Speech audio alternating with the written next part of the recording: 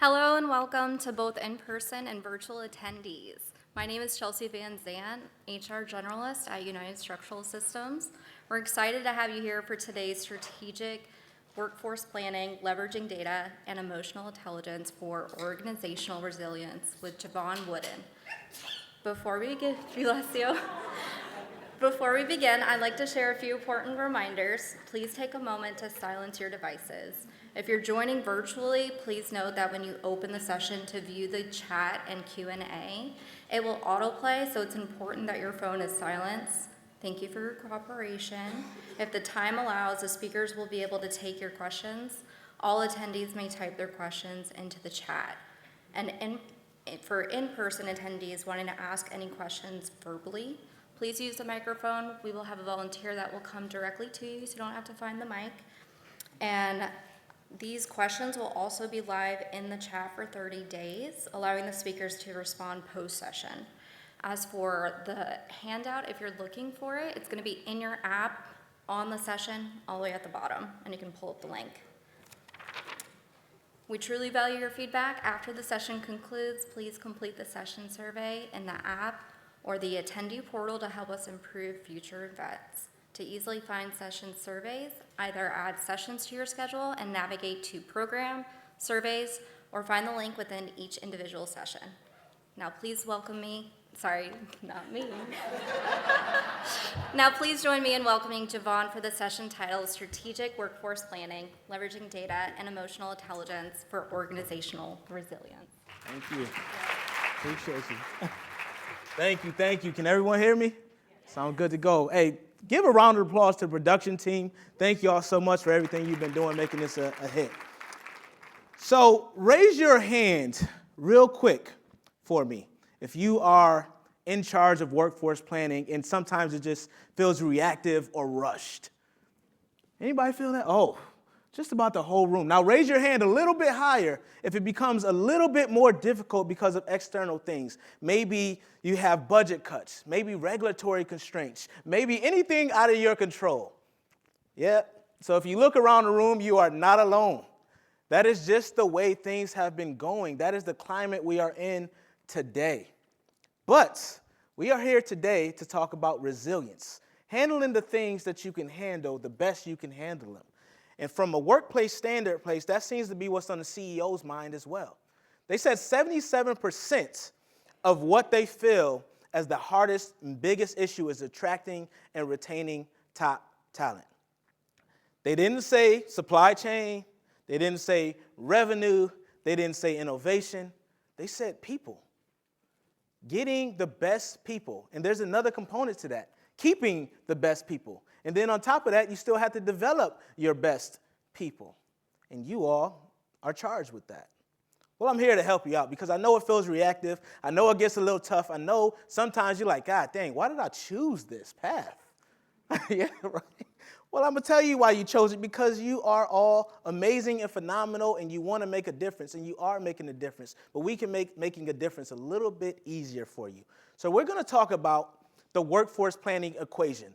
And I want you to keep this in mind as we talk, right? So data analytics, technology, that's all in that one bucket. That's in that bucket that we see on the left. And that's a known fact. Everyone's using that. It's the hottest thing. They talk about AI and data and buckets and all this stuff.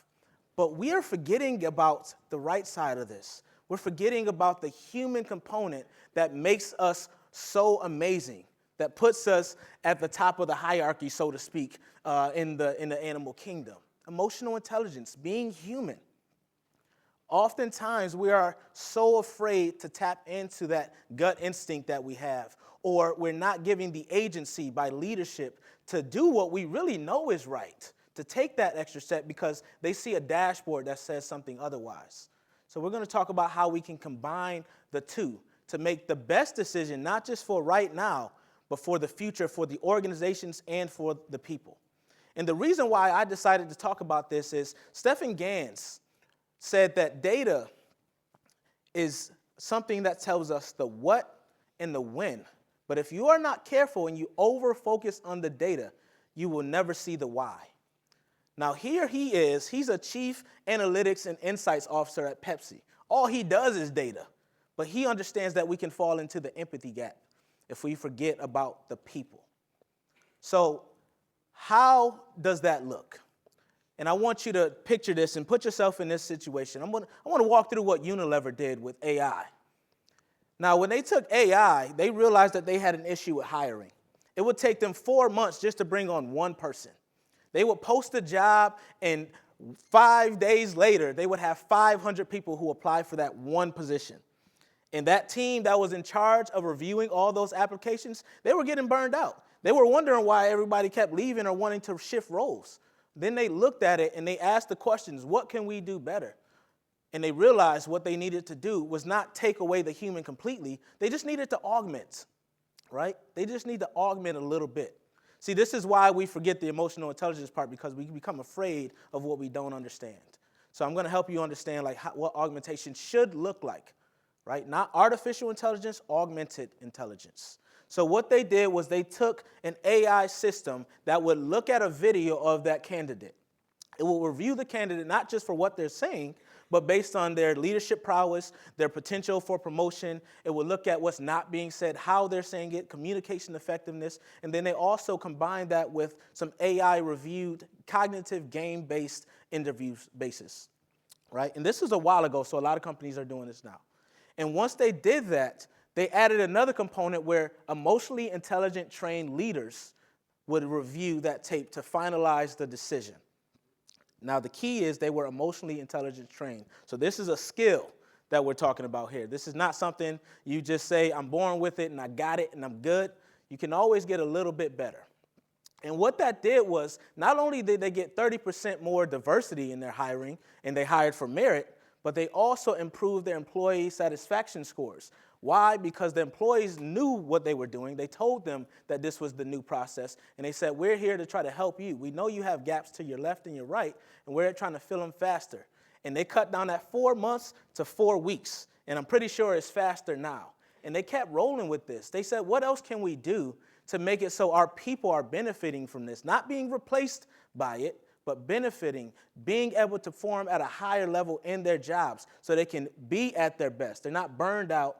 They're not stressed out. They're not wondering what's next and how much more they can take. Right? They want to create a culture where they're staying there.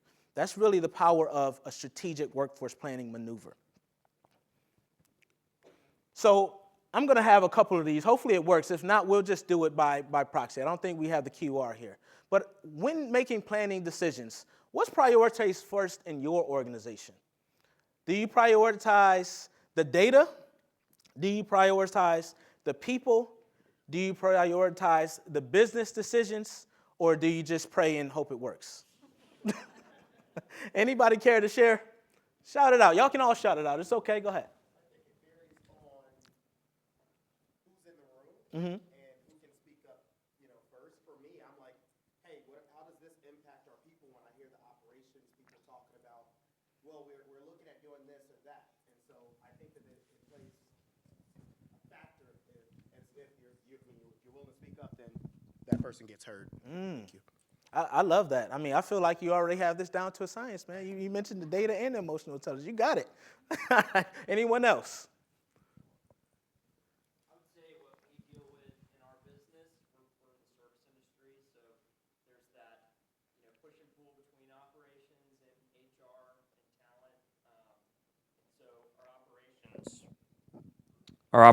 There we go. Oh. Sorry. Now you're awake.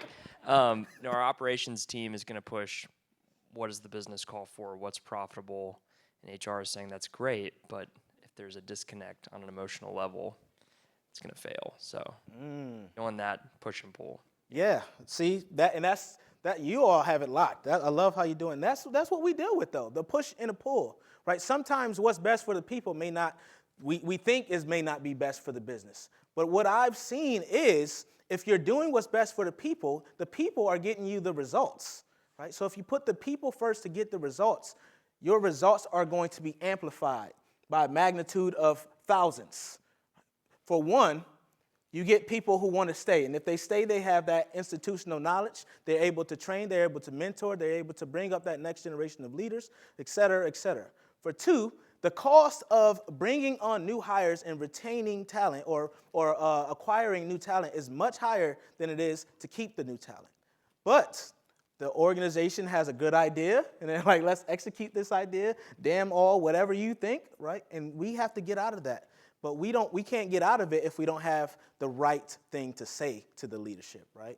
So let's talk about what that looks like. But before we do, you might have seen this.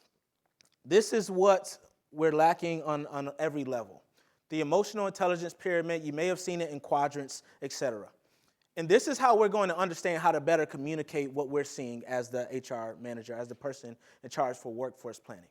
So the foundation is self-awareness. We have to know ourselves, know our blind spots, know our biases, so that we can kind of filter what we have to say through that lens. Once we understand that and also understand what we're good at, understand what we do well, understand our expertise and experiences and where we're coming from, we can then manage that self-management that gets so hard when someone says something and you're like, what are you talking about? Right? That self-management is the key to being able to communicate properly to the external people, to the people who might be also making decisions with you or may be in that operations capacity driving the business, which typically takes over. So once you get the self-management and the self-awareness squared away, now we're going to talk about the interpersonal relationship. Social awareness is my favorite because this is where empathy falls in. Stephen Gans talked about the empathy gap. This is where data is missing, that social awareness piece. What happens when we make this decision based on this data that we're seeing? So if we can take this and say, all right, here's a story. Here's a story. Based on this data, here's a story of what is possible, what can happen. Now we can play with something that matters to whoever that team member is that's making that big decision, the final say. They need to see more than just that data. They need to see that story and hear how it's impacting the stakeholders they care about. That's the hard part. We care about one thing. The other departments may care about something completely different. And we have to take that into account. And then the last piece is relationship management, making it mutually beneficial for everyone. This is where leadership and influence fall. So relationship management, negotiation, and all that stuff falls here.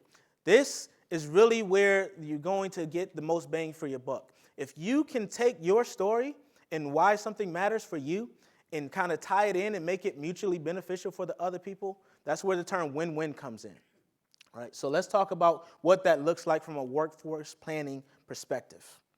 So I created this framework for you. So the first step is to diagnose the issue. And yes, you're probably like, duh, Jevon, all right? I get it. But you're not diagnosing it just from that one lens. You're diagnosing it from the perspective of what if for all people who are involved. And once you take that emotional intelligence standpoint, layer it on top of your data, you're also training your leaders, which is probably you, how to ask the right questions once you have that, once you're armed with that insight. Because what happens is we take things for face value oftentimes. We don't go deep enough into the consequence. We don't go deep enough into the why that even matters in the first place. Why does this dashboard mean anything to us? Right? It sounded good when we brought on the tool, and now we spend thousands of dollars a year, so we have to use it. Is that really what we should be doing? We have to reevaluate constantly if what we're doing is the right thing now and for our people. So that's the first step. Diagnose your issue from a data standpoint, but also with that emotional intelligence lens, and make sure you're asking the right questions. The second component is the retaining the talent piece. So we want to empower our managers because we can't be everywhere at once, right? If you're in a leadership role, you have to have people at all levels. Management, the people doing the work, the employees, everyone needs to be empowered, right? And this is where management is going to be very, very important. Oftentimes, managers are great technically, but they've never really been taught how to lead. And there's a distinction there. Managers, they care about the processes, the outcomes, the goals. A leader cares about the people who are executing so that they can get that outcome or goal, right? So we want to be a leader, care about those people. So we need to coach managers how to lead. All right, if they're missing that training, if they're missing difficult conversation training, they're missing feedback, getting and receiving feedback, they're missing emotional intelligence, all these foundational tools, then we know where we can start, all right? We know why we're falling short a little bit on some of our workforce planning strategies. And in that, you also have to create psychological safety. We can train all we want. We can tell people that they can say what they feel and give us feedback all we want, but if they don't actually have the psychological safety and the tools to be able to share these things, how are we going to get it? So to retain that talent, you have to create mechanisms where they can say what's important for them. We see the data, we see employee engagement, we see employee retention, but why? Right? When we go to the base level, the ground level of the people, what are they saying are the issues? What are they saying will keep them there?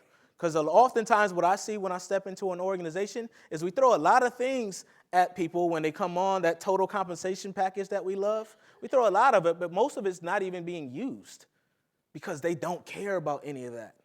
So why not just go to the root level and say, what do you care about? What will show you that you are valued? What do you want your path to look like 3 to 5 years when you talk about your progression plan and your promotion planning? But how often do we ask those? And that's why it's important for those managers to be trained to ask that. Instead of staying at that surface level and having those performance conversations, let's have some regular check-ins, and it could be 15 minutes. Right? 15 minutes can go a very long way. The third piece is alignment with culture. So aligning with culture really this is the development component, but it's also taking the organizational goals and trying to scale it back to the individual goals. And this is why it's important to have those conversations, right? Some people, they at the beginning of the year or whenever it is, they have everyone set their goals, right? But who's checking those? Right? Who's tracking those goals? And who's making sure they're supported in achieving those goals? Because I've seen that we go through these goals and then by Q4, everyone has forgotten about those. And we don't even remember that we wrote them because things change. Business moves at the speed of business. So we need a way to check in and make sure that we're still in alignment, right? Milestones should be set to make sure that we're still aligning with the culture while keeping everyone at the highest level. That's key, all right? So third is aligning with culture, balancing business needs with the well-being of your people. Any questions on that before I move forward? All right, we'll have time for questions. I just want to make sure. I know this can be a bit abstract, so I want to go into it as much as I need to. So I want to ask you all, and you can just think about this as we move forward. Where does your organization struggle most? Diagnosing the issues, retaining the talent, or aligning with culture? And what I've seen is if you don't have diagnosing right, everything else that you're doing is probably off a little bit. Because if you think about going on a goal, if you think about setting a GPS, right? If you set that goal and you make a turn, you go off, now you have to veer and correct. But if you never realize that you're off track, you end up way off center somewhere else, like an hour away from where you're supposed to be. Right? It's the same thing when you diagnose an issue in the organization. If we misread that diagnosis, and this is why emotional intelligence has to come into play, then we are going to be spending a lot of money and resources on the wrong issue. And that's why I say data cannot be the only thing we're looking at. Because we see data and it tells us, it paints a pretty picture, it's visual, it's something that we all can relate to and tie into. But if we're not saying, you know what, I know that there's something deeper than this thing that we're seeing on this screen, you're missing a whole point. You're missing the most important point. And what happened with Lego, one of my favorite brands, they had this same thing going on. In 1990s, I don't know if you know, but they were near bankrupt. Now you see them everywhere. They had partnerships with the NFL and Star Wars and all these other things, right? It wasn't always the case. So in the 90s, they had a CEO who cared about nothing but product, getting more product out there, being the market leader, having more items on the shelves than any other competitor, doing all these things, but he never looked at the people. He started doing layoffs to kind of get those budget cuts so he can spend more money on R&D and create these cool products. But he lost what was Lego's real value proposition to the people. So a new CEO came in, and I'm always butcher his name, so I'm just going to say his first name was Jurgen, right? I cannot say his last name, I'm sorry. But he came in, and he didn't make any changes. He observed first. He didn't want to make budget cuts, even though his leadership team said that's what they needed, even though the data showed that they needed to make those budget cuts. He didn't want to bring in outside consulting because he felt that they wouldn't know the business the way that the people knew the business. So he held off on that, even though his data showed that they needed some outside services. What he did was he went and he talked to every single person, from the intern all the way up to his C-suite level. And he asked them, what is working? What do you think is working? Like, the data is telling us that these products, some of them sell, some of them don't. But I feel like that's not the whole story. So what is actually happening here? And then he went through the customers. He went through the valued customers, the top fans, and all of them. He said, why did you buy Lego sets? What got you interested in us the first place? And they all said, you know what? We feel like you forgot about the creativity and the storytelling. You're so focused on creating all these different products that now they don't interest us anymore. Right? You don't have those one-off things that feel like they're collector's items and give us that nostalgia from the memory of whatever you partnered with. You're losing that. But he would have never known that if he didn't take that step to tie into the empathy and emotional intelligence. He would have never known what the action steps were. So what he did was they scaled back production. So they saved money there. There goes the cost savings. They're not spending as much. And they refined the products that were sold. They did some re-releases because he talked to those fans. They said, we would like to see these, this, and this. We would like to see partnerships with specific brands instead of everyone. And that's why you see them today crushing it on a collaboration tip, because they realize that that's what people love, that creativity. How can we get an NFL stadium as a Lego set? Right? How can we take a Star Wars Millennium Falcon and make it a Lego set? That's what people loved, and that's what they embody today.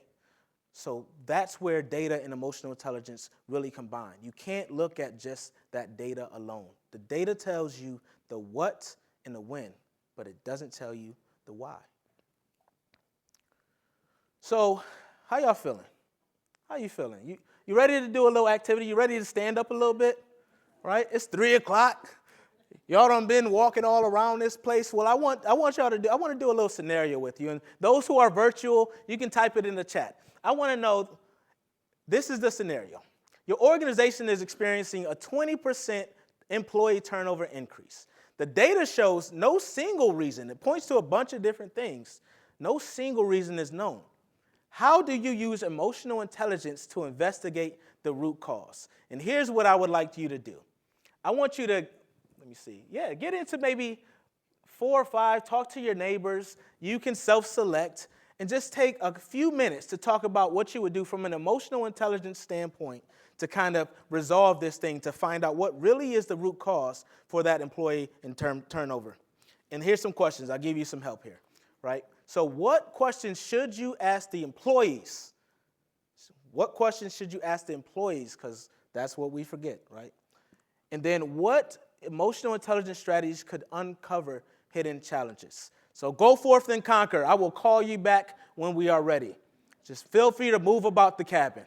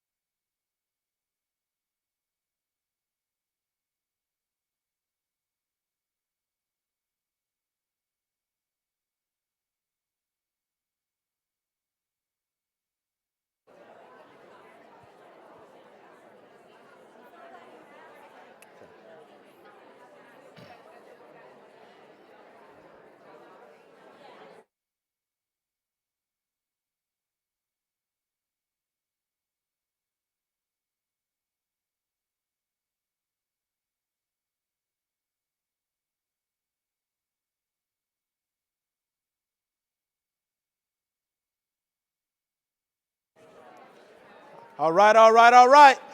If you can hear me, clap once. If you can hear me, clap twice. Woo! Man, I love y'all. All right.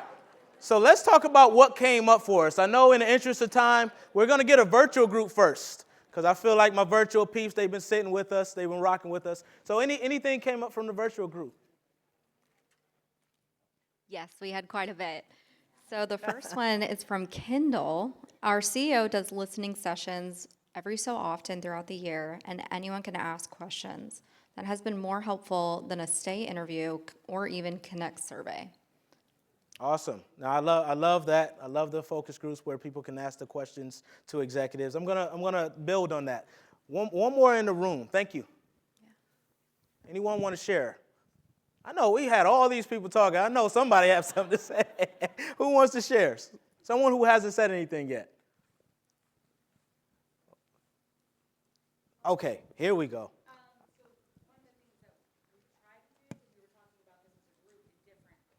Oh, hold on. We're going to get you a mic. Let me help out. Let me help out. Let's go.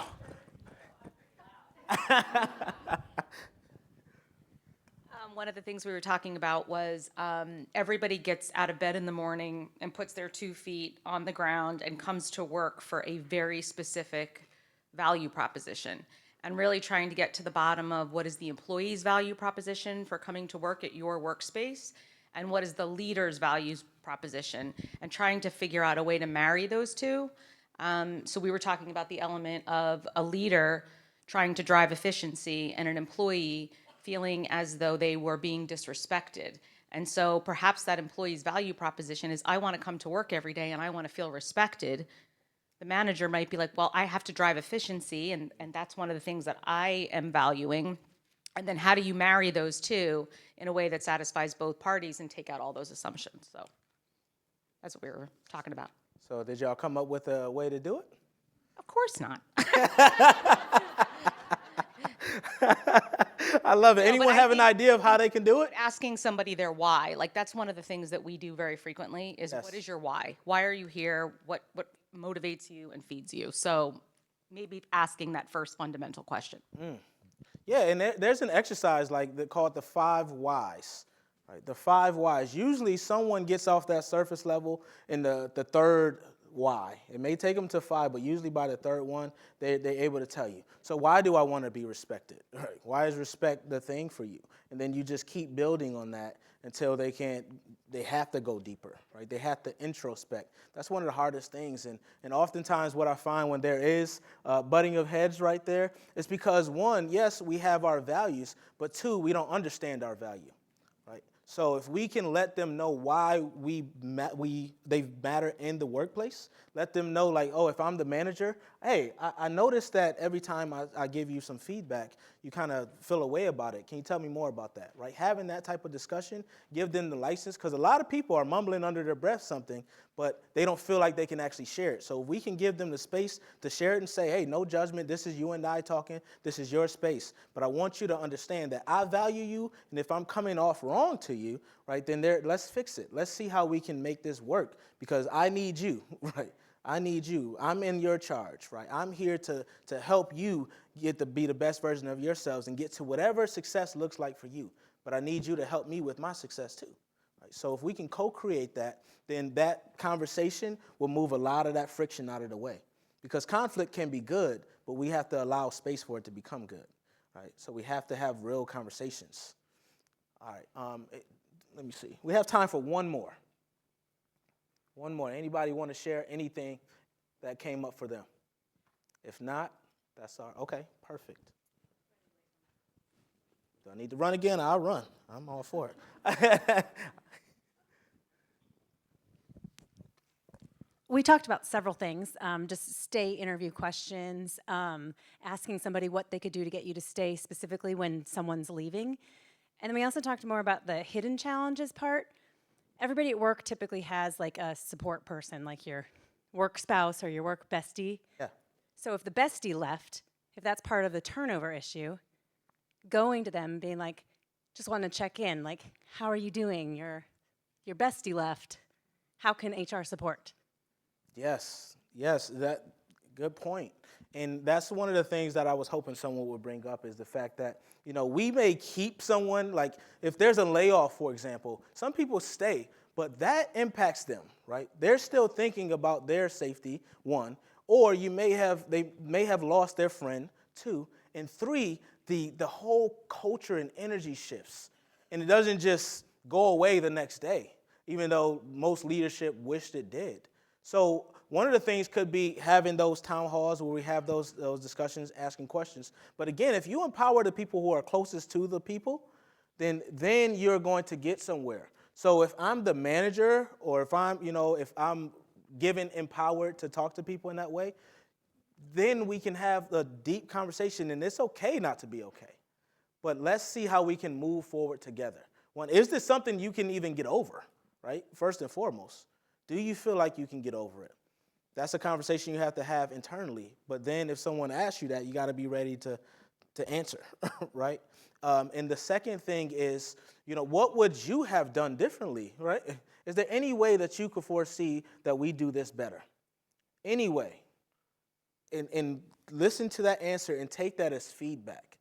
Because if we just make decisions in a vacuum and never ask anyone how they felt or ask them what they would have done differently, they're going to have those, man, I would have did this in my mind. Or they're going to say, what if I was in charge? I would have did this thing. But if you give them a chance to see how difficult these decisions really are and talk to them about it, or to see that you actually care and talk to them about it, now you can actually have move forward in a better way. So I mentioned earlier that retaining talent is more effective than the acquisition when it comes to a number of things, especially when it comes to costs, right? So I wanted to give you this retention first, workforce planning mindset. And it's just a 3-step thing, right? Keep top talent instead of constantly replacing lost talent. How do we do that, right? How do we keep the top talent? Well, first of all, we need to identify what top talent is. Is it top talent just because their resume said they were top talent, or is it top talent based on performance? What is that? Is it top talent based on potential? First, we have to define that. What is top talent? What is the culture we are looking to build?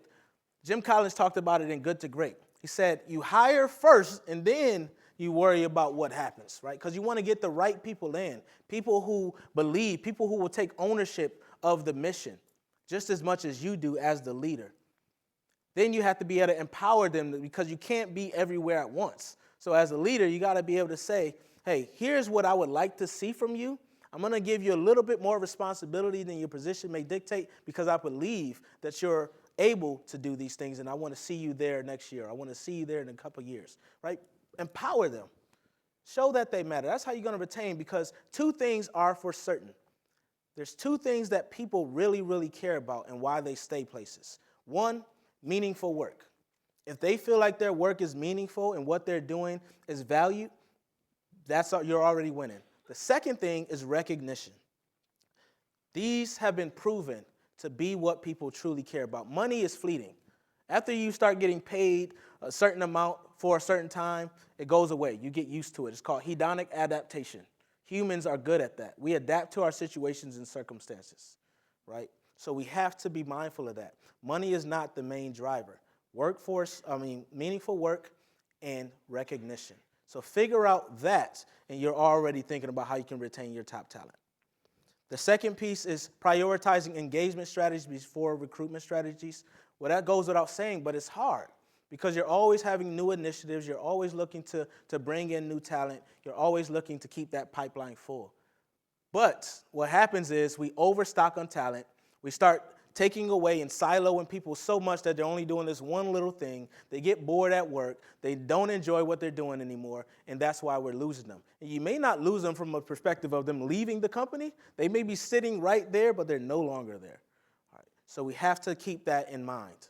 Like, people are people. We use them as pawns and positions on a board, but we have to remember that feelings and emotions are involved in everything that we do. And the last piece is coaching leaders to develop internal talent. So coaching leaders to develop internal talent means that they have to be coached on how to properly lead.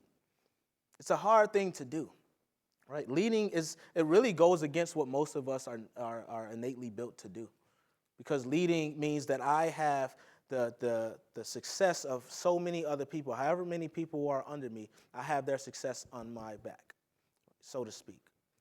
So is that leader that you have in place right now, is that the proper person? Can they do this thing that you're asking them to do? Because just because someone was put in a position doesn't mean that's the right fit for them. And we have to be okay with having those types of conversations. Or else we're going to go through this cyclical thing of having to acquire again to fill that same role and do it all over again. So make sure the people you have in place are the proper people. You can look at the data, sure, but just do the eye test, right? That's where emotional intelligence. Are they performing? Do they seem to be stressed out? Do they seem to not have enjoyment anymore? They were excited when they first got that position, but it seems to have gone away. Now it's time to have a conversation. Do not be afraid to do that. So last question for you. Well, no, it's not. I'm jumping the gun. All right. I got one more for you. Second to last question for you. How much of your workforce planning is focused on retention versus recruitment? Anybody throw out a number? Retention. What did you say? Like 70, 80? Retention? Nice. 10? Okay, I was about to say, that's good. So retention, we got 80, we got 10, we got a full spectrum. Any answers on the virtual space? Not yet? All right, come on, virtual. Let's go. All right, perfect. So 80, 10. Anyone want to be that tiebreaker? What do we got? 50-50, okay, in the interim. So what I've seen when I've gone into organizations, they typically put more in recruitment. Like they're creating whole robust programs for recruitment. They go into colleges, they have career fairs there, they're having whole events for recruitment. But when it comes to retention, they are severely lacking. They think that they're doing something for retention, right? They have these platforms for the recognition I mentioned that says, hey, you're doing an awesome job. They give out these awards that, everyone is like, okay, that's cool, but it doesn't move me forward anyway, right? It feels good for that moment, but it really doesn't do anything. So what I challenge you with today is to think outside the box a little bit on that retention piece. Start asking your people what truly matters for them. Like you can give them a chance to do near real-time feedback anonymously. Like don't wait for those surveys to come in and, the same questions every day. How great is it to work with us? That does nothing, right? There's companies that be like, oh, our employee engagement is 98%. Well, one, you have their employee ID on it, so they're not going to be honest, right? So think about it from their perspective. What really is going to get them to dig in deep and be honest on these types of conversations? What really matters to them where they want to stay there and not just stay there, but help the organization flourish? That is the key. And to do that, you have to get in on the ground floor and have these conversations, not just look at your data. So, 3 things you must remember. The first thing is balance your data with emotional intelligence. Numbers tell a part of the story, the what and the when, but not the why. The people tell you the rest. The second thing is make your workforce planning proactive, not reactive. Easier said than done, but if you start with conversations, then you can resolve issues before it escalates. The third thing is develop your leaders who plan with people, not just for people. And what I mean by that is let them have those conversations where they're not making decisions in a vacuum. You have to see what's actually important for all parties involved. Think about it from the standpoint of not what you want, but what they need. And one more question. Here's the last question for you. And then we're going to get to questions. What's one action you're committed to taking over the next 30 days to make your workforce planning more human-centered? Anyone want to answer? This is for you to ask yourself. There was a cool QR, but it didn't make it. This is for so what I challenge you to do is write it down. You all look to have notebooks or your phone or something. Write it down for yourself. And what I want you to do is check in with yourself in another 30 days. See if you actually did it. Like, what I don't want is for you to leave this room and be thinking with the same mindset that you had. And if you feel like you don't have any power to do this, you do. You can make one change. One action is what is the catalyst for big change. And it can start with you. Thank you. So now we're going to take some questions. I left, 15 minutes for you all for some questions. So I think we're going to have some mics or something like that. Okay. And I'll listen to the virtual as well. Oh, and I would love to connect with you all. If you haven't already, that provides all my information. Love to connect in whatever way works best for you. Good afternoon. Good Okay, so afternoon. we have a population of employees that you described a little bit earlier that come to work just to do enough. And we're trying to change the culture by bringing in people who really are excited about working and, want to be there. As a recruiter, I can always tell in about 3 months when an employee that I brought on is disengaged. And I think it's coming, a lot of it, from the population who just want to remain the same. So my question is really trying to motivate those persons that just want to come and just be present and not really present. Gotcha. So with this question, there's a theory it's based on this guy named Isaac Algen. He came up with the theory of planned behavior. But someone took it and they applied it to employees. And they said that there's 3 things that kind of tie into job satisfaction. One is the attitude, right? That's the attitude of that person. What do they look like? What are their normal baselines? How do they typically respond, react? What are their blind spots, etc.? The second piece is the social norms. So if they come into that environment, into that culture, is it a culture that really warrants to excel, to serve with excellence, to give your best day in and day out? Or is it a culture where they become assimilated and they start to lose their desire and their motivation? Right? That's the second thing. And then the third thing is the belief that they have power. So it's the belief that they have the capacity to impact change in whatever form that is, and that's where the meaningful work comes in. So you have to have these conversations centered around those 3 things with the employees. So one thing is, hey, I've noticed that your work has kind of suffered a bit. Tell me more about what that is. What's that about? Right? Having those salient conversations. They may say, well, when I first came in here, I thought this role was going to be something completely different, right? Or they may say that I don't feel supported. Right? I ask questions and no one wants to respond to me. I ask to get additional training. No one wants to pay for it. So I'm just like, hey, whatever. I'm going to do enough to keep my job. So find out from them, from their mouth, what they feel is lacking, right, so to speak. How can they be better supported? Because you may find that they just were never the right fit in the first place. That attitude that I mentioned in those 3 may not have been right. Because some people, they interview well, they test well, but they don't work well. So we have to we have to be honest about that. Yes, ma'am. Oh, the mic. Oh. No, she's coming.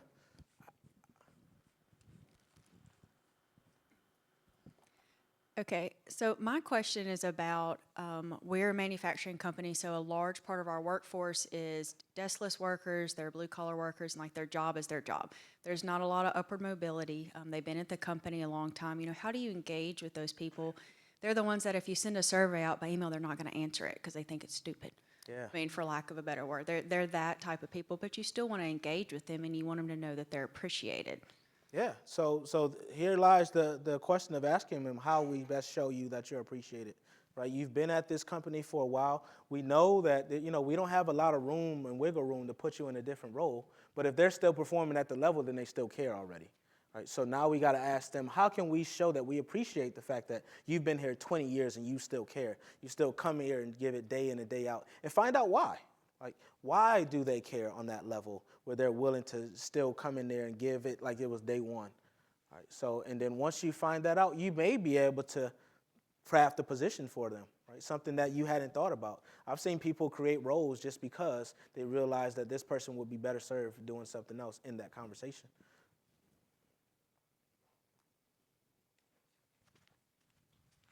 Any other questions coming up for you? Here we go. Is there another mic? I can run the other one if you want. Hi, I do most of the dashboarding at my company, so I'm the person. But I guess I'm questioning. We present a lot of data, and what you've provided, this insight, is so helpful.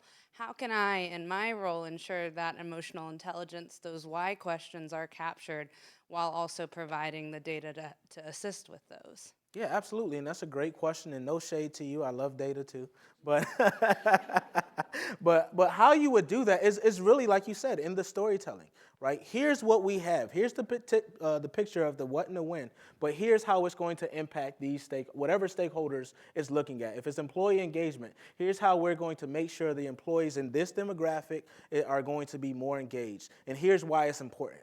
Right? And then that's how you're going to tell the story for the individuals and also that company. You got to add that one piece of your presentation. We got anything online? I sure do. They want to know that the people are working alongside them are being held accountable. They want to be recognized for the length of service. This is something I hear at dinner table. Oh, this is just table talk. I'm sorry, guys. No worries. Fun fact. Hey, fun facts.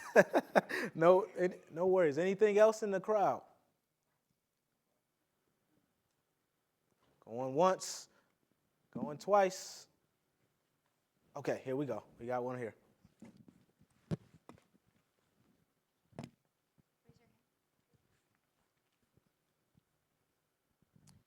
Okay, so this is a big one, kind of. Okay.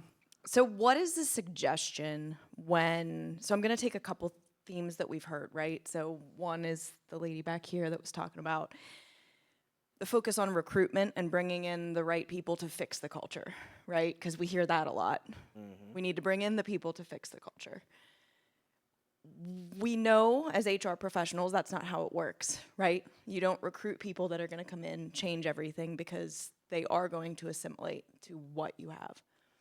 So when you have the data, and the data is showing that maybe there's not one specific problem or that there's not problems, but you know from an HR perspective that there are emotional problems, how do you deal with the pushback from the leadership who wants to say, well, people just like to complain?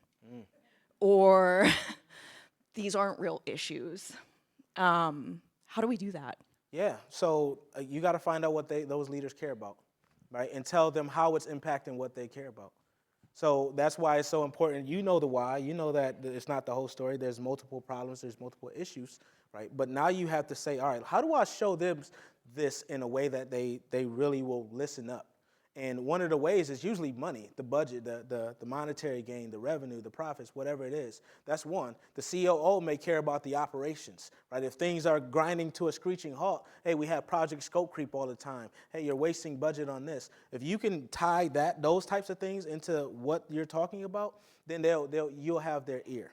And then you have to paint that picture in a way that they communicate. So some people are visual. Some people want to see PowerPoint. Some people want auditory. Some people want bottom line up front, like we said in the military, right? So find out how they best communicate. Find out if they need a lot of detail or if they're more like get to the point already. And then once you do that, you got it, right? And it may take a few times. Don't give up after that first time. But if you're continuously finding things like, hey, I think that these 3 things are the priorities on why we're having these issues, then you bring that first one. Don't bring them all at once. Bring the first one, right? If they don't care about that one, bring the second one. They don't care about that one, bring the third one, right? And then you're going to find that after you do that, some other people may have buy-in with you. If you can get buy-in from others who may be more influential to those certain people, then you can also win with that, right? So you just have to keep trying different ways, different dynamics. And what you can say is sometimes you can try all of that and it doesn't work. Like you don't get through to them. Hopefully it doesn't get to that point, because what happens then is usually something catastrophic happens with that company, and then they have to listen, right? So you're doing your job. You can't control everything that everyone else does, but you can control your effort. So if you put in that effort and they still don't change, you know. So, and I can see that meant a lot for you. So, yeah. So if you want to talk offline too, feel free. I'll be here. Anyone else? All right. All right, I was hoping there was a little bit more, but if not, then let's go. We're good. I'll give you some time back. Thank you. I think I left everything here, so we're good. Oh, all right, perfect. Thank you. Thank you, Jevon, for such an insightful session. Before you go, please remember to complete the session survey, whether you're here in person or joining us virtually. Your feedback is incredibly valuable to us. To easily find session surveys, either add sessions to your schedule and navigate to program surveys or find the link within each individual session. Thank you again for your participation, and we look forward to seeing you at future sessions.